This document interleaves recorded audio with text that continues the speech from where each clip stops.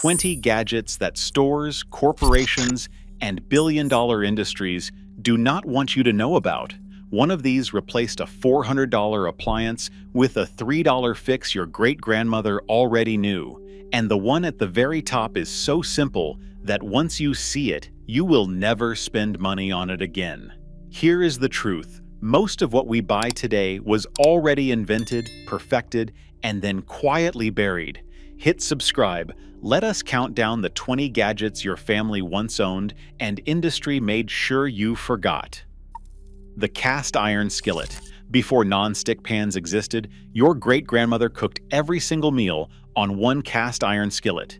Eggs, fish, bread, stews. One pan lasted 80 to 100 years without degrading. She cooked for a family of 7 and passed it to her daughter, who passed it to hers. The trick is polymerized oil. Thin layers of fat baked into the iron at high heat create a surface harder and slicker than any chemical coating. Polymerized oil is what makes a skillet seasoned and durable. You can get a Lodge cast iron pan for under $20 and season it yourself in one afternoon with nothing but oil and an oven. DuPont pushed Teflon into every kitchen starting in the 1960s and replaced a tool that lasted a century with one that degrades in 3 to 5 years and releases toxic fumes at high heat. Teflon helped create the throwaway mentality in cookware. Your great-grandmother never had microplastics in her bloodstream from her cookware. She cooked better, cheaper, and longer than any pan on a shelf today. The straight razor. Before disposable blades, your grandfather shaved with one straight razor his entire adult life. A single blade, properly stropped on leather, stayed sharp for 30 to 50 years. He spent nothing on replacement blades. His shaving kit cost him once, in 1940, and he was done. The leather strop realigns the microscopic edge after each use without removing metal, which is why the blade never wears out. You can buy a quality straight razor for $40 to $80. That is your last razor purchase forever. Gillette distributed free razors to soldiers in World War I, specifically to create lifetime customers. The shaving industry is now worth over $14 billion annually. Your grandfather's one-time purchase was the thing they replaced with a subscription to plastic. He shaved better than you do right now. The wool dryer ball. When dryers came in, your grandmother put wool balls she made herself from leftover yarn into the drum, 3 to 4 of them. No chemicals, no waste, and clothes dried in 25 to 40% less time. The wool balls create separation between clothes, so hot air circulates evenly instead of fabric clumping together. They also absorb and release moisture gradually, which kills static without any chemical residue. You can buy 6 for under $15, or make your own from a single skein of wool for under $4. Procter & Gamble built the dryer sheet market from scratch in the 1970s with Bounce, convincing an entire generation that single-use plastic sheets coated in chemicals were a household necessity. Those chemicals stay in your fabric and touch your skin all day. Your grandmother's wool balls had 0 residue. She just had softer clothes and a lower electricity bill. The fermentation crock. Before refrigerators, your great-grandmother preserved vegetables for entire winters, using nothing but salt, water, and a ceramic crock. Sauerkraut, pickles, beets, all of it lasted 6 months or more on a shelf without electricity. She fed her family through February on vegetables she put up in October. Salt draws water out of vegetables through osmosis, creating brine. The anaerobic environment under that brine allows beneficial bacteria to produce lactic acid, which preserves the food and creates gut-healthy probiotics at the same time. A mason jar and a small airlock lid cost less than $5. Same result as a crock. Probiotics you pay $30 a bottle for, produced for pennies at home. Heinz and other industrial food companies switched to vinegar-based quick pickling with no fermentation, no probiotics, just shelf-stable convenience, and taught consumers to call that a pickle. Your great-grandmother was doing functional medicine in her kitchen every fall. She just called it putting up the harvest. The bicycle dynamo light. Before battery powered everything, your grandfather's bike had lights powered entirely by pedaling. A small dynamo pressed against the tire sidewall and turned a generator as the wheel spun, producing enough electricity for a headlight and taillight. No batteries, no charging cable to lose. He rode home in the dark every night and his light was always on. Modern hub dynamos are built into the wheel axle and are nearly frictionless. A quality hub dynamo wheel costs $80 to $120 installed, and you never buy batteries for bike lights again. The consumer battery industry made disposable power so cheap that self-generating lights seemed old-fashioned. Bike light companies now sell rechargeable battery packs that last 2 to 4 years before the internal cell dies and the whole unit goes to landfill. Your grandfather's dynamo had no battery to replace. It had no planned obsolescence. The pressure cooker. Before slow cookers and instant pots, your grandmother cooked dried beans from scratch in 20 minutes using a stovetop pressure cooker. She made stock, stew, and braised meat in a fraction of the time any modern appliance takes. One pot, stovetop, done. Her pressure cooker from 1955 is still working in someone's kitchen. Pressurizing steam raises the boiling point of water and cooks food roughly 3 times faster while using 70% less energy. Old stovetop pressure cookers are fully mechanical, no circuit boards, nothing to break except a gasket that costs $3. A quality stovetop model costs $40 to $80 and lasts decades. Electric pressure cookers retail for $80 to $200, contain circuit boards that fail, and are designed with a 3 to 5 year product cycle. Your grandmother's pot had nothing to upgrade. It was already perfect in 1955. The rain barrel. Every farmhouse in America once had at least one rain barrel under the downspout. Your great-grandfather watered his garden, washed tools, and filled animal troughs from collected rainwater.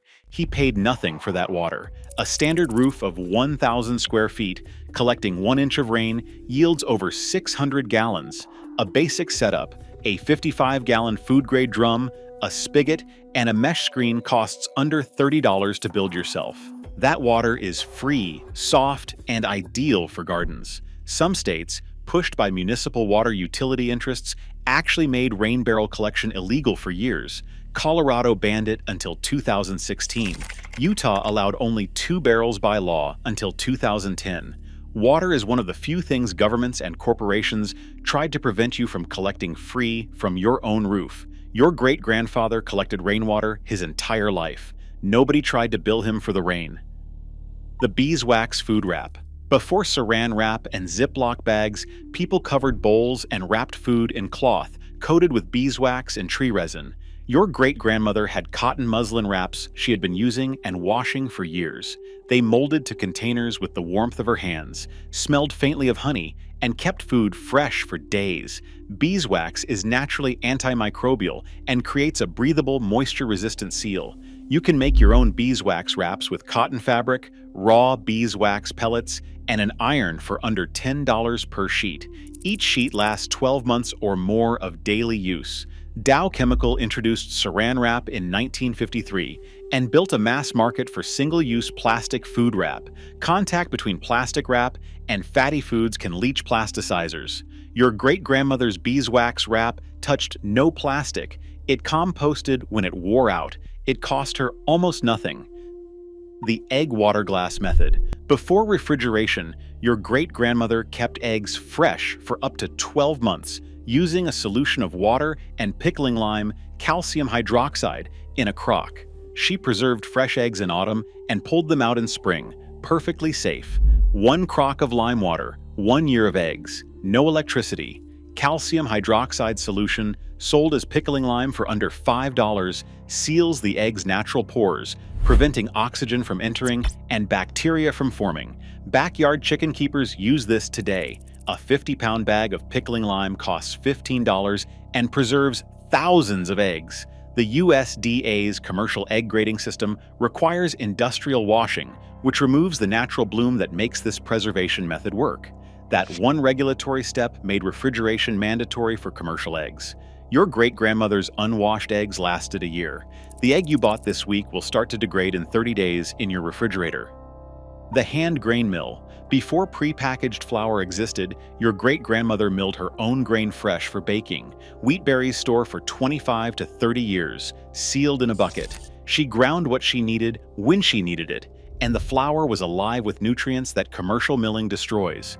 When wheat is milled commercially, the bran and germ, where almost all nutrients live, are stripped out to extend shelf life. Then synthetic vitamins are added back in a process called enrichment. Freshly milled whole wheat flour contains 40% more nutrients than enriched white flour. An entry-level electric mill starts at $150. The industrial milling industry invented the roller milling process to produce white flour that could be shipped without spoiling. They stripped the nutrition, added it back synthetically, and called it enriched as if that were an improvement. Your great-grandmother's fresh milled bread was more nutritious than anything in a store today. The safety razor. Before 5-blade cartridges and shaving gel in cans, men in the 1940s used a safety razor and a puck of shaving soap. A double-edged safety razor lasted a lifetime. Replacement blades cost 10 cents each. A puck of soap the size of a hockey puck lasted 6 months. Your grandfather's shaving kit cost him maybe $5 a year. A good shaving soap with a brush creates a dense lather that lifts and lubricates beard hairs far more effectively than pressurized gel. The safety razor's single blade cuts cleanly with one pass, reducing the irritation caused by multi-blade cartridges that lift and cut below the skin line. A quality safety razor costs $30 to $40. Blades are 10 to 25 cents each. Annual cost including soap is under $40. Gillette's cartridge systems cost $200 or more per year. Your grandfather shaved for a fraction of your cost, and his skin was probably better for it. The cloth diaper. Before Pampers, every baby in America wore cloth diapers that were washed, dried, and reused for years. Your grandmother managed 2 or 3 babies on the same set of diapers. A complete set cost under $30 and lasted until the child was potty trained. Modern cloth diapers use pocket systems with snap closures, no pins and no folding. They fit from 8 to 35 pounds. A complete set of 24 modern cloth diapers costs $150 to $300. Disposable diapers for one child, from birth to potty training, cost $2,000 to $3,000 and produce nearly a ton of landfill waste. Procter & Gamble launched Pampers in 1961 after research showed parents would pay for convenience. The diaper industry is now worth $60 billion annually worldwide. Disposable diapers contain synthetic chemicals that sit against infant skin. Your grandmother washed cotton. The math is not close. The vinegar weed killer. Before Roundup, your great-grandfather killed weeds in his garden paths with white vinegar, salt, and a splash of dish soap. It cost him pennies. It left no residue in the soil after a few weeks. His chickens walked on it by afternoon. A mix of 1 gallon of white vinegar, 1 cup of salt, and 1 tablespoon of dish soap applied on a sunny day kills most annual weeds within 24 hours. Total cost per gallon was under $2. Monsanto, now Bayer, launched Roundup in 1974 and built a $5 billion annual herbicide business on glyphosate. In 2015, the World Health Organization's Cancer Research Agency classified glyphosate as probably carcinogenic to humans.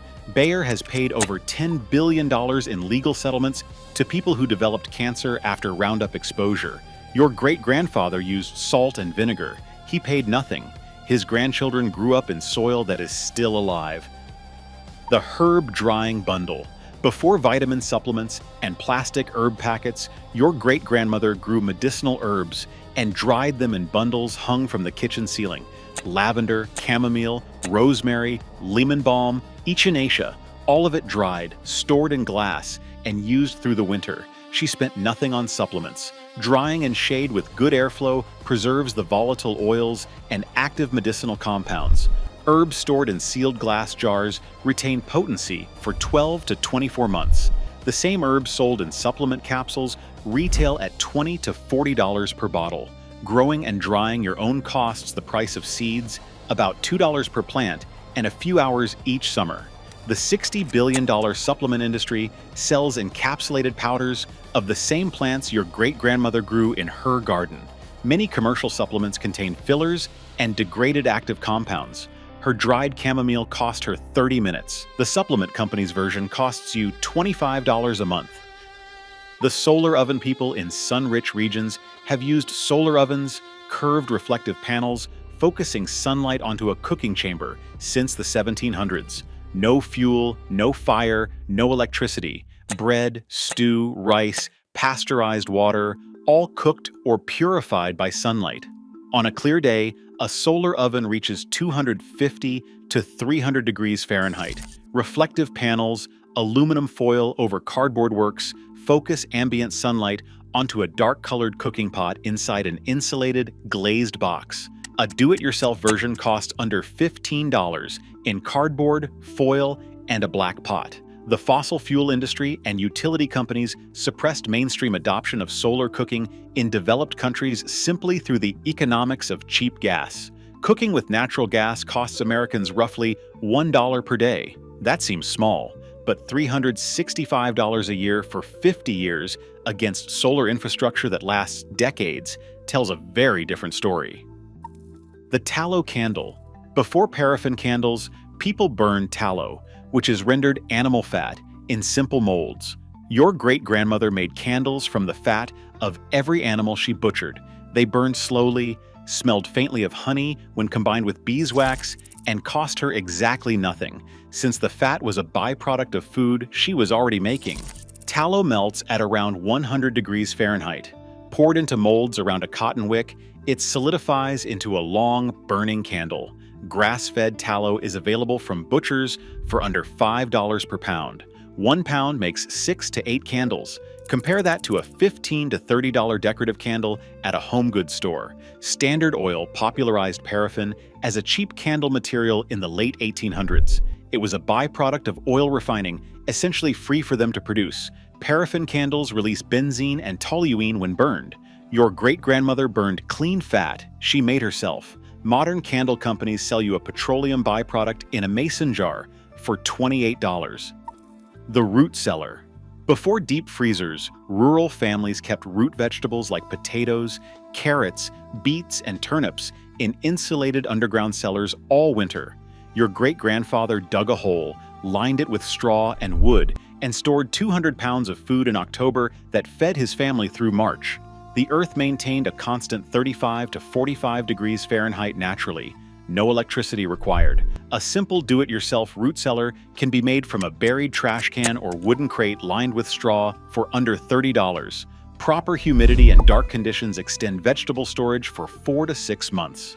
The refrigerator industry successfully eliminated the root cellar from American home construction over the 20th century by building refrigeration in as a standard feature. Your great-grandfather's root cellar required no utility bill, no repair service, no replacement compressor.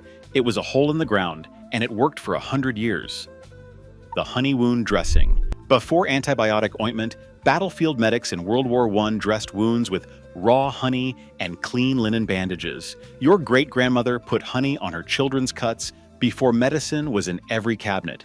Wounds treated with raw honey healed faster, with less infection, and left smaller scars. Raw honey has a water activity low enough to inhibit bacterial growth, produces hydrogen peroxide in contact with wound fluid, and maintains a moist healing environment. A clinical review in the Journal of Wound Care found honey comparable or superior to standard wound dressings in several infection categories. A jar of raw, local honey costs $8 to $15 and outlasts any tube of antibiotic cream. Johnson & Johnson built the wound care market through Neosporin in the 1950s. We now know that routine use of topical antibiotics is contributing to antibiotic-resistant bacteria. Your great-grandmother's honey was working on bacteria before antibiotics were invented. The reusable candle mold. Before factory-stamped birthday candles and retail taper sets, every homestead made candles using simple tin or clay molds that lasted decades. Your great-grandmother poured wax every autumn, made enough candles for the year, and her molds are probably still in someone's barn. One set made in 1890 could still be producing candles today. Metal candle molds are reusable indefinitely. With a wicking needle, raw beeswax, and a mold set that costs $20 to $40, you produce candles for the rest of your life for the cost of wax only. Total candle cost drops to under $1 each, permanently. The retail candle market, Yankee Candle, Bath and Body Works, and others, is worth over $10 billion globally. It is built almost entirely on the assumption that you will buy candles pre-made at a markup of 1,000 to 2,000% over raw material cost. Your great-grandmother poured her own. She never paid retail for light in her life. The soap-making pot. Before Ivory, Dove, and Zest, every household made soap. Your great-grandmother rendered lye from wood ash, combined it with fat left over from cooking, and produced soap that cleaned clothes, bodies, and dishes for the entire year. She spent almost nothing. She threw nothing away. Cold process soap making combines sodium hydroxide lye with oils in a process called saponification. The lye fully neutralizes during the reaction. Finished soap contains no active lye. A batch using 2 pounds of lard, half a cup of lye, and 1 cup of water makes 10 to 12 bars of soap. Total material cost, under $4. Commercial soap bars cost $3 to $8 each. One soap-making session produces a year's supply for under $10 total. Procter & Gamble built their entire empire, starting with Ivory soap in 1879. They replaced saponified fat with petroleum-derived surfactants while keeping the word soap on the label. Modern body wash contains ingredients your great-grandmother would not have recognized as soap. She made hers from 2 ingredients, and it cleaned everything in her world. They replaced it with a petrochemical cocktail and charged you $6 for the privilege. She would not have believed it, and honestly, neither should you. 20 gadgets, 20 pieces of knowledge that corporations spent billions of dollars making sure you forgot. Every single one was invented, proven, and used by people who had nothing, and it worked better than what replaced it. None of them needed a subscription, a battery pack, a replacement cartridge, or a warranty plan. They needed skill. They needed knowledge. And that knowledge belongs to you. If this video made you think twice about even one purchase, one product you will now make instead of buy, then your great-grandmother did her job through you. She always knew. Now you do too. Hit subscribe, and next week we go even deeper.